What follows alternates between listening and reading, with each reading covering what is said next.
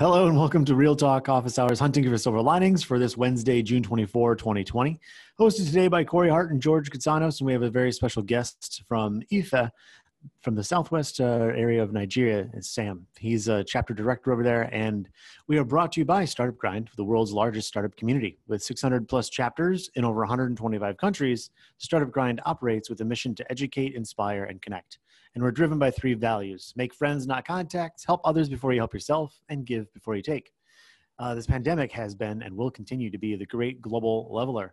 And as entrepreneurs, we need to do our very best for our businesses, teams, and families. To do this, we need to be informed, rational, analytical, and rigorous in our thinking. We should also learn to control our biases as they emerge in various circumstances. We invite you to join us live every Monday, Wednesday, and Friday as we record these episodes. However, you can always catch us online at startupgrind.com/grand-rapids and on YouTube. When we do record these episodes, we track the intersection of these facts, biases, and action through our review of global financial markets. And we do this alongside check-ins and real talk with Startup Grind chapter directors, entrepreneurs, and ecosystem stakeholders from around the world. No one has a crystal ball, but if we keep our eyes and ears open and pay attention, we may be able to see around the bend and with some luck, spot silver linings that are around every cloud. Now, before I introduce George for the global market update, a bit of housekeeping. Comments made and views expressed by all participants in this podcast are not intended to invite or incite individuals, entrepreneurs, or investors to buy or sell financial assets, real assets, commodities, futures, and or options. The purpose of this podcast is to educate and to inform, not to trade or to invest. If you feel compelled to trade and or invest, please call your broker. Remember, however, risk is everywhere, even when you think that there is no risk. And with that, it's my pleasure to introduce to everyone George Katsanos to get us started with the catch-up of what the global markets are thinking.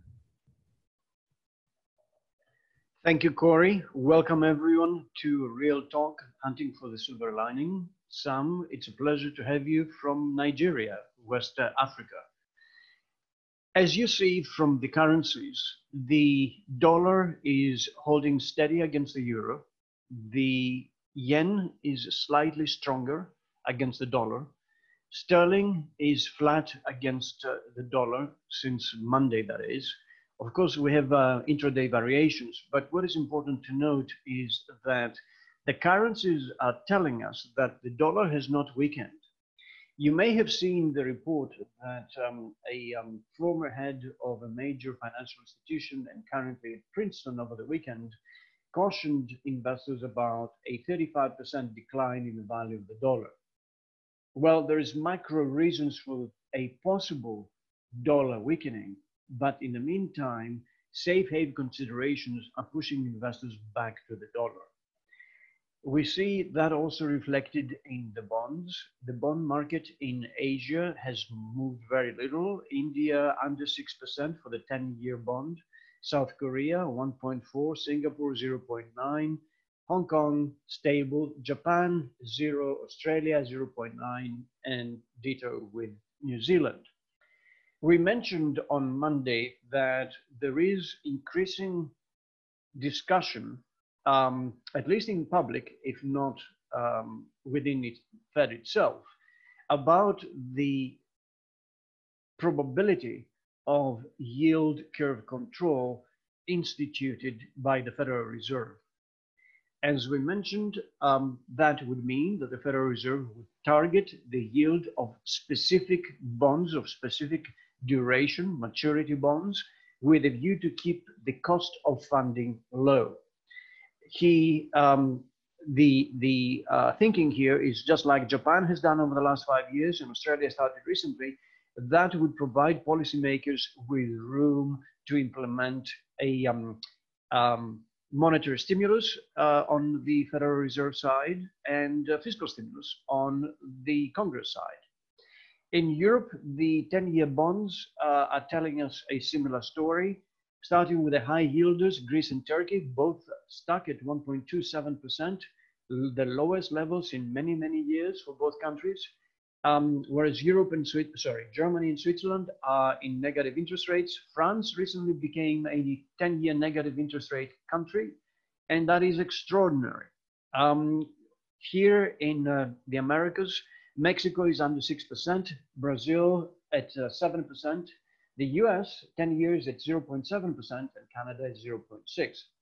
So what do the bond markets tell us? The bond market tell us that we have risk out there. We have not seen any major sell-off. That means the risk of inflation is not being considered at the moment by bond investors. The risk seems to be, on the contrary, some form of slowing down of the economy.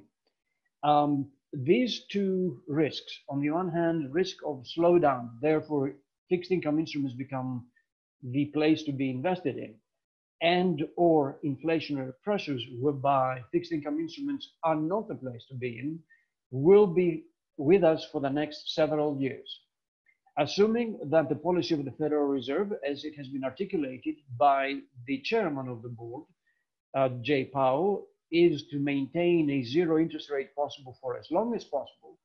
And this means, according to many market observers, zero interest rates or very low interest rates until 2023, then we should have plenty of liquidity in the market, which will feed all kinds of dislocations. And we warned our audience, because we are both entrepreneurs and investors in mature companies, in startups, in all kinds of ventures. We pay attention to these signals, and the signals are at the moment not particularly friendly. Let's look at a commodities picture. In commodities, the agriculture, first of all, picture is not particularly positive. We mentioned before that the humidity in the Great Plains remains abundant. We have a great crop, a really great crop, with most of the grains already planted and beginning to blossom. The outcome of the negotiations, according to Peter Navarro last night, was no deal with China. And then the president tweeted, yes, there will be a deal. Clearly, this backwards and forwards, tit for tat between the US and China is affecting our grains. And the grains will be massive this year. So on the agricultural front, we will see, and we expect to see, subdued prices. Analysts are suggesting that investors in grains protect themselves through put options. I cannot recommend anything except suggest that pay attention to the weather. The grains, believe it or not, are very important for our food supply chain here in the US, but also more global. Copper. Copper is doing very well, thank you. Manufacturing is picking up at 267, a shadow below 270. Copper is suggesting that the efforts of the Chinese administration, the Chinese central bank, to promote growth are working. Industries are picking up. Guess what gold is saying? Gold is saying, beware, we're debasing our currencies around the globe. We're trading at $1,780, and we have a way to go. Before the summer comes to an end, dollar is likely to be trading above 1,800, especially if we have all these stimulus packages coming through. Remember, gold investors are concerned about, first of all, the return of their principal, second, inflationary pressures, and three, debasement of the currencies. And thanks to COVID-19, all central banks, none excluded, all central banks are printing as much money as possible. West Texas Intermediate, close to 40. Brent, 41.60. The energy market is telling us that the agreement between Russia and Saudi Arabia, in other words, non-OPEC and OPEC producing nations, is in place. Nobody's cheating. So far, the prices are relatively stable. We will see how long this lasts when it will come to end of the summer season. So let's talk about stocks. Well, the stock market has been extraordinary. This is today's picture in the US. Technology in red, with the exception of Oracle and a tiny little company called FTNT, Software Infrastructure. On the consumer cyclical, Everything is red except a tractor supply company, which is up marginally. Healthcare, only Gilead is up a small amount. The rest, as you can see, is red. When we look at essentially the rest of the world, however, we will see that the picture is subdued. The Nikkei was treading water so far. Essentially most of the Asian countries have been mixed. Some have been slightly up. Some of them have been slightly down.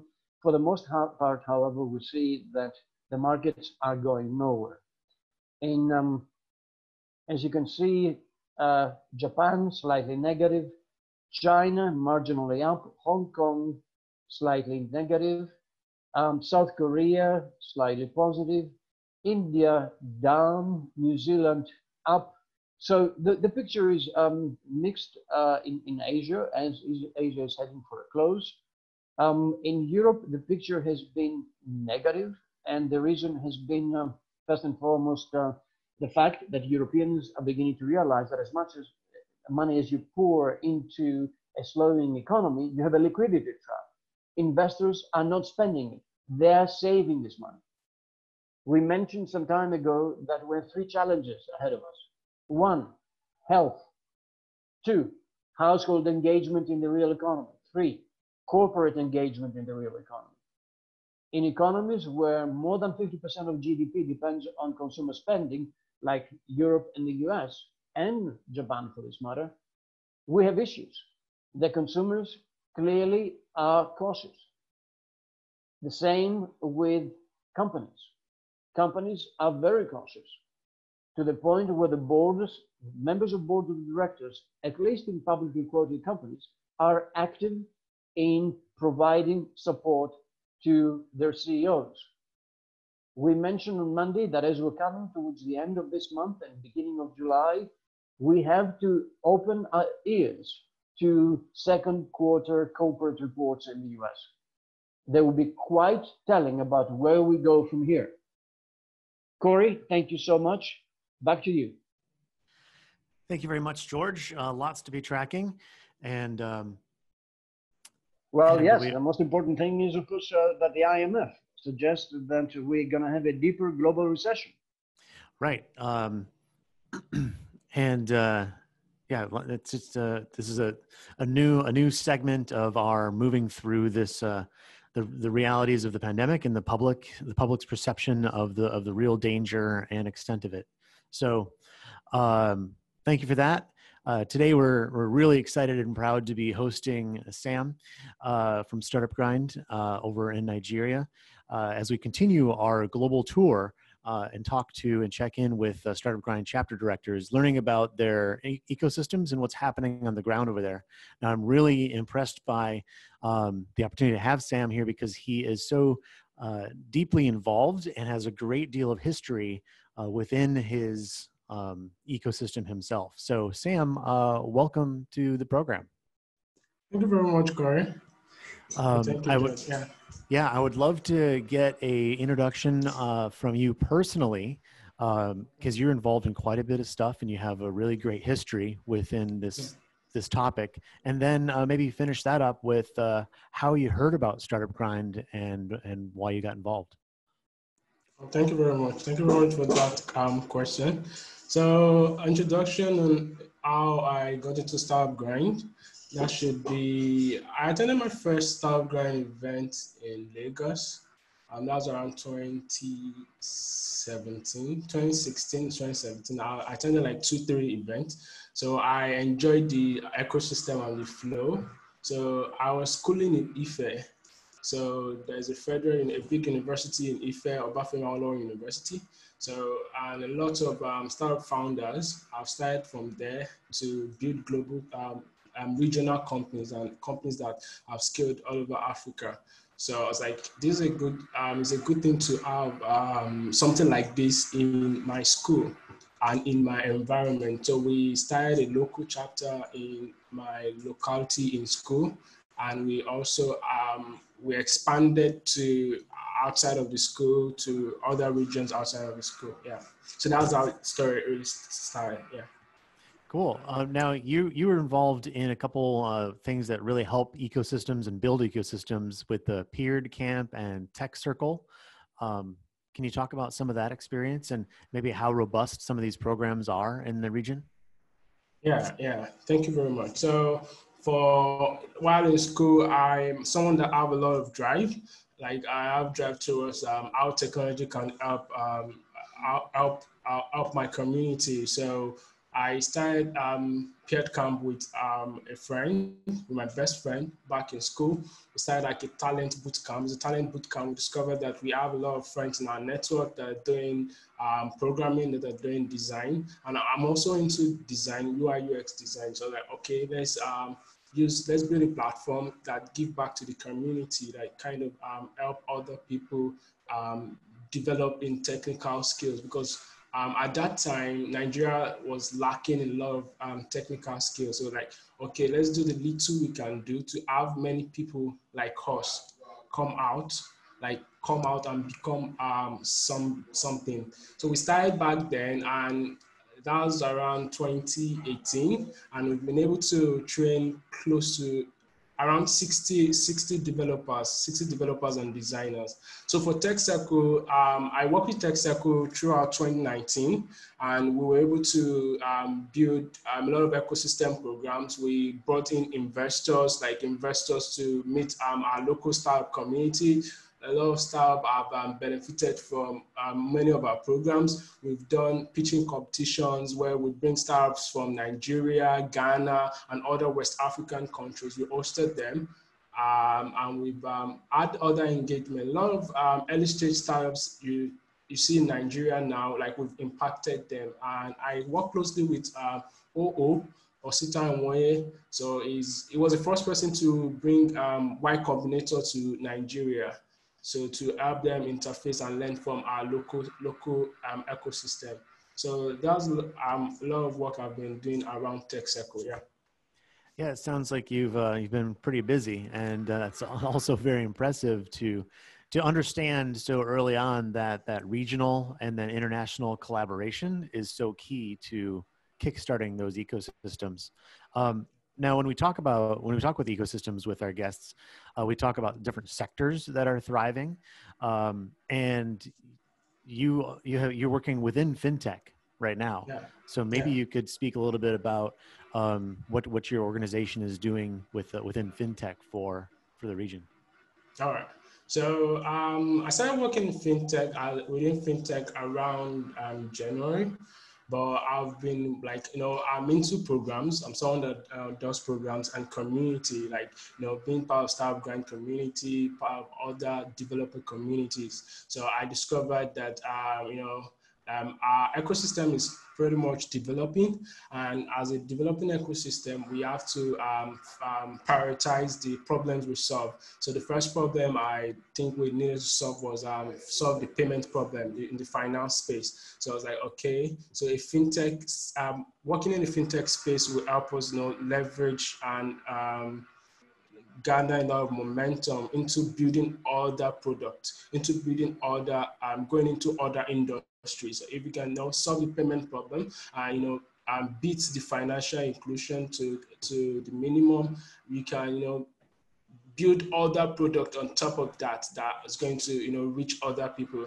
So that's one of the drive that made me walk into the fintech space. Like I had this doing programs and doing communities. I had this kind of bird eye view into many industry, into agri-tech, into edtech, into insurtech and fintech. So I discovered that fintech should be the bedrock of everything. Yeah. Sure. Now, and that's a good neighbor to talking about infrastructure for the ecosystem. Now, when we get outside of Lagos, are there infrastructure concerns for startups or the ecosystem? Yeah, definitely. Like the ecosystem is pretty much built around Lagos. So outside of Lagos, the ecosystem is almost in existence. But activities around like Startup Grind. Startup Grind is currently, we have a platform, like a WhatsApp group for chapter directors in Nigeria, and we're over 30 on the group. That means we have people covering around 30 cities. So seeing activities like that, like Startup Grind, that's where the infrastructure start, like community, bringing people to do that work around the same interest together. That's the first thing. Then from that, we keep building other infrastructure layers. And there's also been support from the government and also from public institutions and private institutions, because COVID-19 has really made a lot of people wake up from the realities, make government wake up from the realities that technology infrastructure is not something to like put in the backyard. Is something like to be forefrontal with. So a lot of governments are already drawing digital policies, digital framework and roadmap for the future, how they intend to work on training talents, how they intend to support the startup ecosystem and all of that. Yeah. That's always great to hear, especially in the emerging markets when there's public-private partnerships, especially with regard to the infrastructure concerns. Is there anything else? Are there any specific programs that are coming out from either the private sector or public sector that you can speak to? We were speaking with a chapter director over in Kenya, and she was talking about a very specific fund that the government was putting forward to help women entrepreneurs and women like founders. Is there anything from the public sector in your area? Okay. Many of the activities that have been going on in Nigeria has been from the private sector.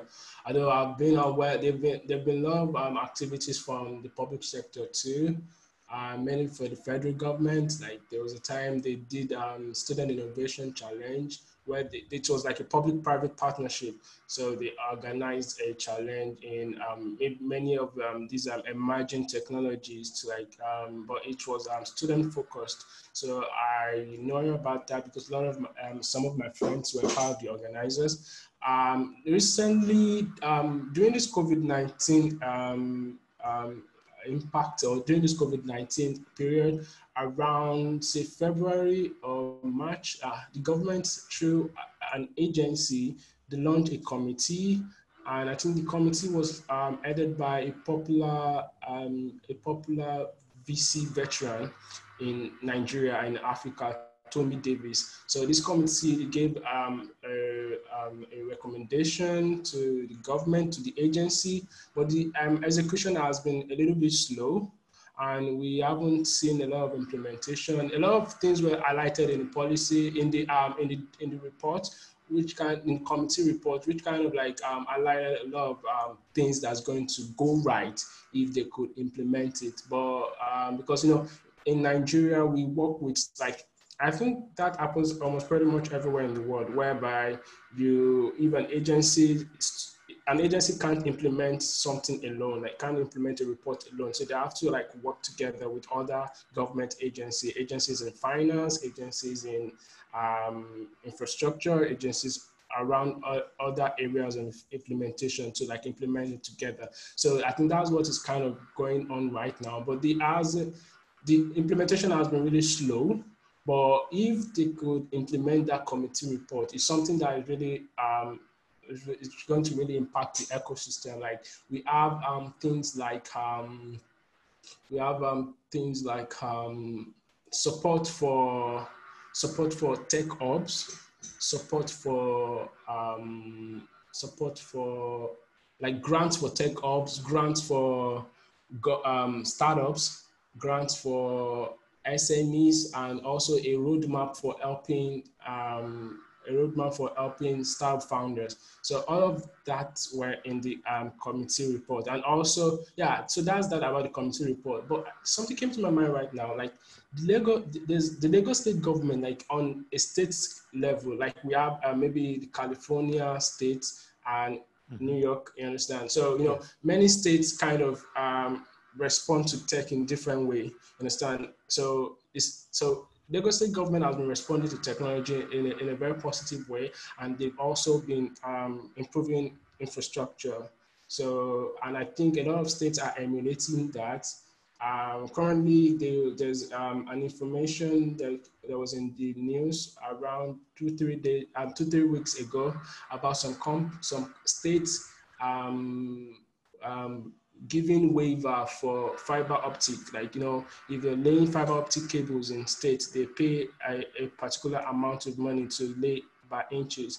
So some states are waiving it for for the telecommunication industry. So it's going to be more it's going to be less expensive to waylay to lay fiber optic cables. So a lot of things like that drives innovation. It drives the ecosystem. The fact that we see more rural areas get connected to the grid, we see more rural areas get connected to internet, and so that's just activities I can highlight for now. Yeah. Great. You spoke earlier about some of the support that is available to entrepreneurs and founders as they have their ideas and want to get started. Where does that early stage investment come into play? Is it fairly easy to get those angel funds, or is it primarily friends and family, or we're bootstrapping forever? Like what's the experience like for the average entrepreneur? Yeah. Okay. For the average entrepreneur, like it's kind of better now because it hasn't really been easy in the past years, but it's kind of better now. Like we hear news. Now we see Nigerian companies on TechCrunch raising money. At the time, it wasn't like that. Like you don't see any Nigerian company on TechCrunch. Mm-hmm. So I think it's better now, but it's still fairly many companies bootstrap till they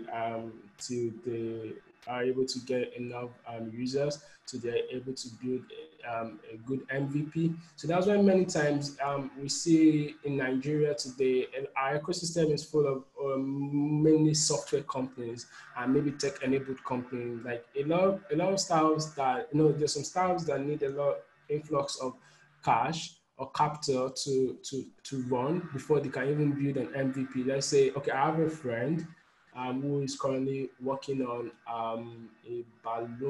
a satellite mapping technology that helps, in Nigeria, there's this petroleum sector. Nigeria is an OPEC member state.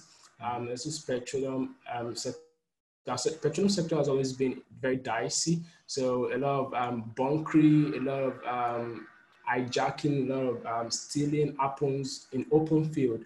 So it's kind of building a technology that does satellite mapping that helps people, government or state government detect, or even private owners of oil fields detect stealing or detect fraud or anything in the on their field, on the oil field. So he has been looking at raising a lot of money to start the project, but he was only able to build a prototype after going through. His team was only able to build a prototype after going through the Facebook accelerator last year. They just finished building the prototype this year. So someone like that, his idea was very capital intensive. Mm-hmm. There's no way he could have built a prototype without having a grant or without getting a capital. But many investors won't want to see anything like that. They just want something that is already flying, that they just add their money and it's running from there. So it's still very, very dicey. Like the capital cap for Nigeria for investment is still very dicey. Like many people still don't believe in textiles. They either believe in buying government bonds, buying investing in the stock markets and all of that than investing in startups. So I think the more we have more success stories, the more we have more tech startups doing well, raising more money, it's going to encourage a lot of other startups to other investors to do the same. Yeah. Yeah, getting those stories out and making sure they're heard is really important. And it's impressive that you have built such a strong, even just startup grind community to get those stories heard outside of the major cities. Before we touch on other stuff, because we like to ask a little bit more about the different sectors and all that fun stuff, I'm wondering if George has any particular questions on things that you've touched on. Yes, first of all, thank you, Sam. Really detailed background information that I'm sure most of our audience around the globe are not aware of. We have always seen Nigeria heading all kinds of developments in Africa, and the Silicon Valley of Africa is in your country. So that is commendable. Thank you. Can you please tell us, one of the things that I always ask young entrepreneurs is, okay, in your community, where do you go first when you're setting up a startup? Is it friends and family? At what point do you go out to angel investors? Are these angel investors prepared to share the risks and rewards with the young entrepreneurs? And of course, the next question is, what about the diaspora? To what extent are you able to rely on the diaspora for both ideas and capital? Thank you very much. Okay.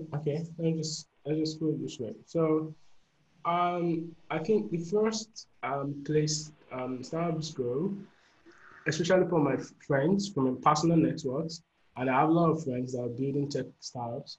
So I think the first place they go many times is they go to a program, maybe an accelerator program or an incubation program. So that's the first place many startups in Nigeria go. Then from there, it's kind of put them on a platform because many acceleration program and incubation program has really helped a lot of startups to grow. I know I have a friend who all of the money he has bootstrapped for his startup only came from competitions, like different competitions he has been part of. Like, he sees this competition, he applies, he sees the competition, he applies. And, a lot of competition have been going out there. But many of these competitions, like some of them are not really healthy for startups. Like you see a competition, they tell you, they give you so XX amount for XX equity in your company. They're not giving you any startup advisory. They're not giving you anything. They just want a part of a company to just start with.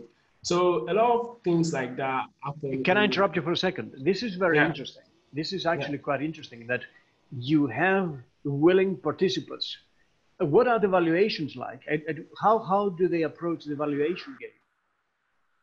Okay, for the valuation game, many of these competitions are maybe post money, and they just tell you, because many of these startups don't really even like, if you go apply for, let's say you go for a competition or competition X, and they just want to like maybe play safe. The competition just want to play safe. They don't really care. This competition I'm talking about, I don't want to kind of be maybe judgmental or kind of say and use an example of a competition to like say that's how all competition run. I believe not all competition run that way, but many of the competitions, type of competition I see that is not explicitly grant. There are many that are explicitly grant. They call it grant for startups, but there are many that are not grant for startups. They just tell you, I apply for this excess competition, we give you $5,000, and they won't even tell you the amount of equity they're going to take. So after maybe they've engaged with the startups and they've done the pitching session, and they tell you they're going to give you the money only if you can give up maybe 15% of the company or 10%. So essentially, what you're saying is that it is a fixed proportion. So in these competitions, the winner will get $5,000 for 10% or 15% of the company, no matter what. And the valuations are clearly, if you're talking about 15%, that's 6 times. So the valuation is $30,000, right? Yeah. So it's not, there's no clear proportion. It's not fixed valuation. Okay. So you can't say, hey, based on comparables and what the public markets are saying us, here in Lagos or in the US or the S&P 500 price to earnings averages, we think that the market potential for this little startup is not 30,000, but 3 million. And then these people will not going to accept that. Yeah, so I think many of the startups we're talking about are during the competition stage. They might not even be like, they might not just, they're not yet hot cakes. They're not yet on fire. Like they're not yet hotcakes. They're not yet on TechCrunch. Nobody knows them. Like they're just startups. They just under the radar screen. Yeah, under the radar. They're just like idea stage. Yeah. So many of these funds or prizes or competitions just give them money to be able to build their MVP. You know, some of these competitions are good. You give them money. They are under the pressure to like use that money to build something, to build something that will scale, because they know if they build something that will scale, it helps them get more investment to build more, to like test more, to go wider, to leave Lagos, to go to other regions, to test other regions and other markets. But what I'm saying is that if you look at it in the long run, for many startups, this doesn't really help them due to the fact that they've kind of started, they didn't start on the right foot, they didn't start on the right pedestal, they didn't start on a level playing ground. So this causes them to be on a disadvantage level due to the fact that many of their equity has already been gobbled up by competitions and platforms like that. So that's why many startups prefer to go through a reputable acceleration program, an acceleration program that has been running for the past 3 years, or that have been running for the past 2 years, that have churn out startups that are doing well, or startups that are doing well, that can also give mentorship and advisory even after the acceleration program. So that's why it's kind of fairer or better to go through that way. Due to the fact that like many friends and family won't give you money because they don't understand what you're doing. You understand? They don't understand what you're building. You say you're building this, that. They only understand if it's maybe Uber or if it's Facebook, but nobody will want to give you money to build a Facebook, like, or give you money to build an Uber. Like Uber is doing fine. Uber has a lot of money. Who give you money to build Uber for Nigerians? Like that doesn't. That's make very sense. interesting, actually. It's very interesting that there is a gap in terms of knowledge between what is happening in the digitalized economy and the real economy. But let me ask you a quick question. The money for the competitions and these accelerators, where does it come from? Okay, so they're running different models. So many of this money come from a pool or come from just a pool. Maybe it can come from a pool or from an organization. An organization can just say, I want to start, want to do this acceleration, a program, or want to do a competition. So many of this money comes from a pool of, maybe from the organizers, for competition. Private sector or public sector? Yeah, private sector, 100% private sector, yeah. Thank you very much. And what about input from the diaspora, both financial and ideas, skills? Okay, so there's many of what I'm saying, like I don't like talking without having data, but in Nigeria it's kind of very hard to have data, with the fact that our ecosystem is not as developed as that of the United States. So for diaspora, from personal, so many things I'm talking about are from personal experiences, like. So I can quote like a data point, so from personal experience. So for diaspora network, for so many, it works in different ways. Like the startups that have networks from the diaspora, maybe they studied in the US or they studied in the United Kingdom or Canada and come to Nigeria to build something, or they build something over there, like they build something in Canada or in United States, and have Nigerians as audience, or Nigerians as the target market. So it's easier for people like that to get capital due to the fact that they have this network. Many of them worked in Fortune 500 companies. Many of them know how the system works, so it's easier for them to get capital from family, from friends, from the alumni network in schools. So, but someone building from Nigeria, like someone building from Ife, where I schooled, it's going to be hard. Like it's going to be hard for you. Due to the fact that there's no where you don't know anybody. You're from maybe a third world country. Nigeria is currently the poverty capital of the world. Like our GDP per capita is really low, so you don't expect where your networks, you're limited to your network, you're limited to people you know, you're limited to your family, and your family can be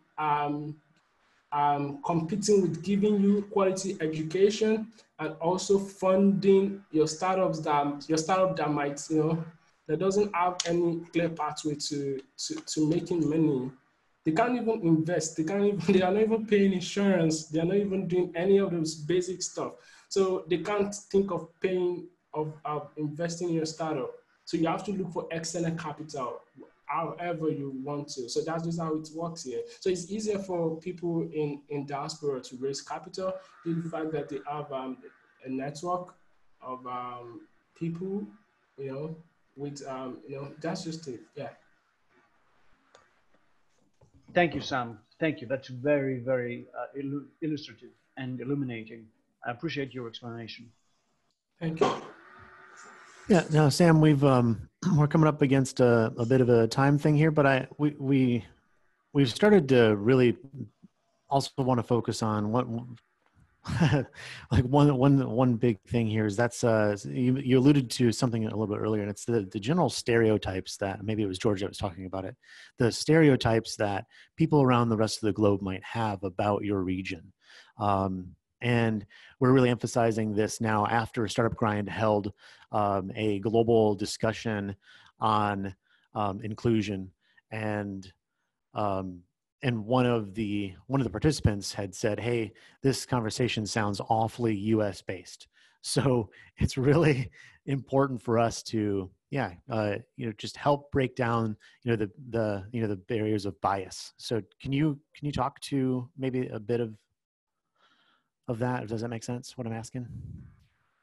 Yeah, although I don't think I can talk about that at length. Due to the fact that no, I don't think I can talk that about, but I can just chip in and put, because I was part of the diversity program. I'm part of the diversity event, the virtual one. So, and I a lot of people have faced a lot of deep-seated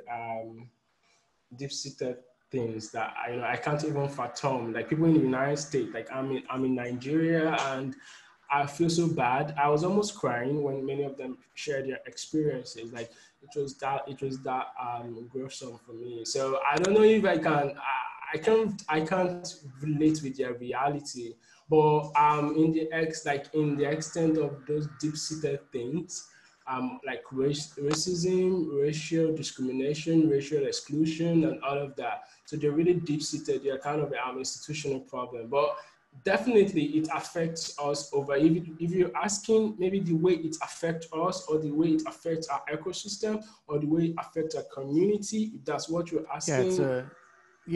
Because it's a global experience. It's not just. Yeah. So it's not just over here. Yeah. Well, so along these lines, Sam, I mean, what is happening with women entrepreneurs? We know that throughout Africa, women play a special role, not only in terms of supporting the family, but also being entrepreneurs. Yeah, I can give answer to that. So just let me go over Corey question. So this is just like I think if we have more Black representation globally, so a lot of tech ecosystem in Africa is going to develop, because a lot of Black people have ties with Africa. So there's no way you're developing just the same way the India tech ecosystem developed. Just the same way the Indian ecosystem developed. You see, many tech CEOs in the United States are Indians, and that's due to the fact that and that's due to the fact that there was this massive emigration, should I call it emigration, or knowledge hunt, or technology hunt, where many Indians traveled to the United States in the 1970s and 1980s to study. And the same thing with the Chinese. So I don't want to label or to do any of that. So that's what I'm talking about. So if we have more Black representation all around the world, it's going to very much reflect on Africa. It's going to very much reflect on someone, a VC or an angel wanted to fund an African company won't find it personal, won't find it interesting. Like, why should I fund an African company? Like, but if I'm a Black man, I want to fund an African company due to the fact that I know if I'm funding this company, if I'm impacting this company, if I'm helping this company grow, this company is going to hire more people. This country is going to bring more people out of poverty. This company is going to, there's going to be direct and indirect support for the African ecosystem. So that's just what I have to say about Corey question. So for George question, yeah, a lot of women are underrepresented in the African tech space, in the African startup space, and it's a really, really crazy thing. It's a really, really crazy thing. We're currently having the discussions in my chapter, in my community, and we've been having the discussions, and from the discussion we've been having, I think many of what causes this is kind of systemic. Like it's almost the same thing as racism. So it's kind of systemic. A lot of systemic problems. Like many people don't identify women as people that should be in the same level with men, kind of. So I don't think it's an African problem. I think it's a global problem. But I think we need to solve it. Like there's the different ways we need to use. We need to address it. We can't solve the same the issue the way the same way they're solving it in London. We can't solve it the same way they're solving it in Russia. We can't solve it the same way they're solving it in the United States. So we need to design an African way to solve it. But for now, what we've been doing in my communities, and we've been pushing active participation. We've been pushing active participation for women-led programs. Like this month is SD Women Month, and we're currently having an event. A lot of Nigeria, all of Nigeria Startup Grind chapters, we came together to have one event. So, and we're bringing women from northern Nigeria, from southern Nigeria, from Lagos, from other part of Nigeria. And it's going to be a panel session. And so we are having a program like that. So it's going to be driving more programs like that. It's going to be driving more inclusion. And also, I think if we keep having women-led programs, because the proportion is very, very low.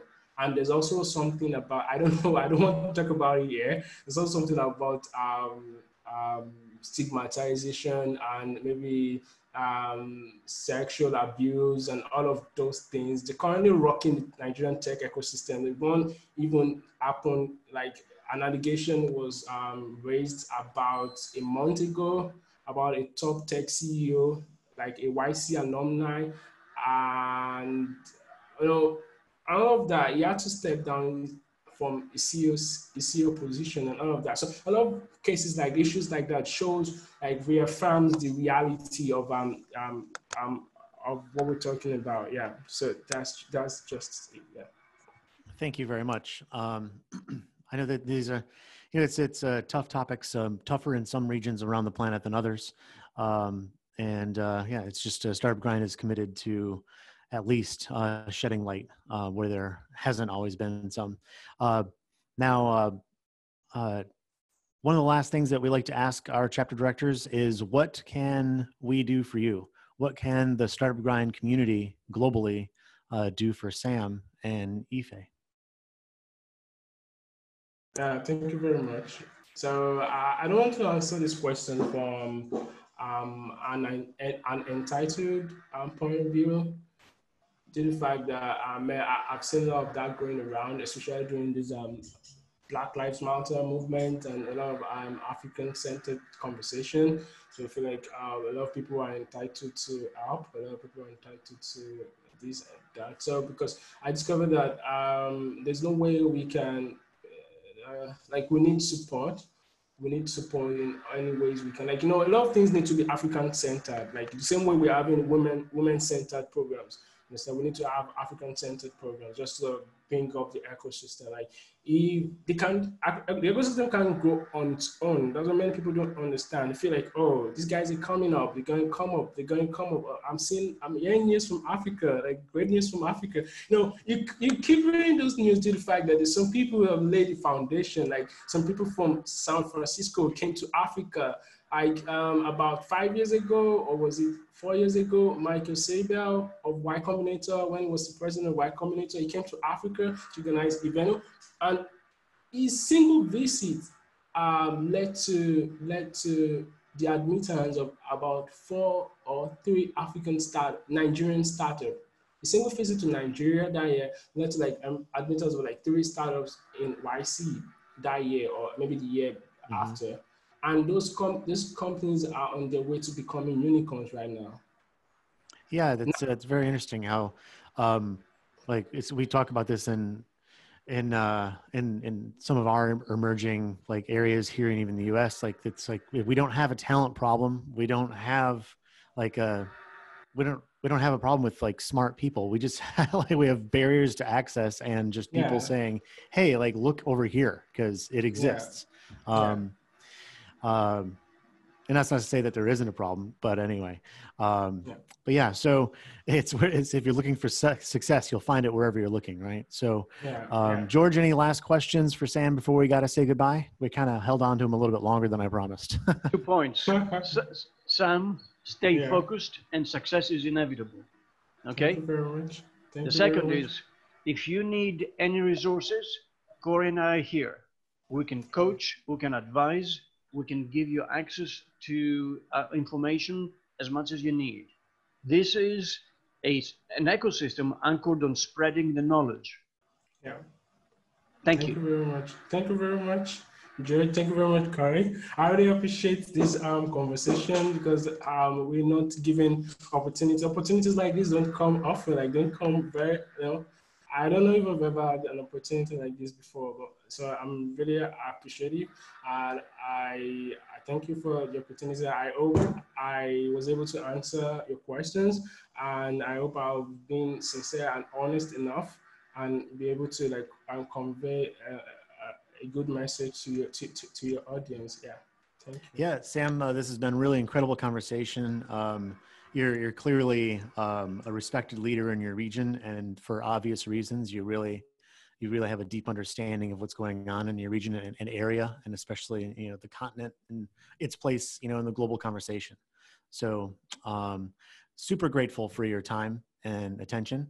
Thanks for being flexible on when we switched the time on you. I really appreciate that, and we'll look forward to speaking with you again soon. We are sending out almost monthly emails to our guests asking specifically about maybe some startups that you are really interested in, because we do have a pile of investors that are starting to pay attention to this conversation because, to your point, with a YC visit, investors, the pandemic is, while it's shortening supply chains and shrinking some things, it is expanding the global market of ideas. And and George and I in particular are pretty excited about that, if there are things to be excited about. Right, George? And before you go, remember, if you come to the US, in West Michigan, there's 2 homes to stay. One is Corey's and the other is mine. Okay, I'll put that in mind. Thank you very much. Yeah. Cheers. Bye-bye. Yeah, bye. Thank you. Thank you, Sam. Yeah, thank you.